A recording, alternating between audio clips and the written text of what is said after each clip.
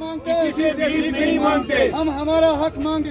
Justice. ट्रांसपोर्टरों के साथ इंसाफ करो। ट्रांसपोर्टरों के साथ इंसाफ करो। इलेक्शन पेमेंट रिलीज करो। गरीबों के साथ इंसाफ करो। गरीबों के साथ इंसाफ करो। हमारी मांगे पूरी करो। हमारी मांगे रिलीज करो। इलेक्शन पेमेंट रिलीज करो। जस्टिस। We want justice.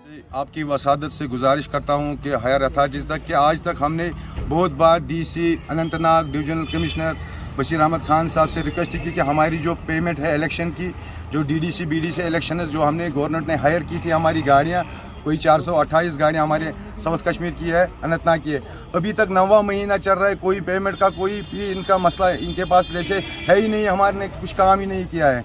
तो हम बहुत बार इनसे रिक्वेस्ट करते हैं कि सर हमारी पेमेंट रिलीज़ करो, 9वां महीना चल रहा है, ड्राइवर लोग सफ़र कर रहे हैं, कोविड की वजह से भी ऑलरेडी पहले से ही हड़ताल था, स्ट्राइक था, लेकिन हमारी तरफ तवज्जो ही नहीं दिया जा रहा है।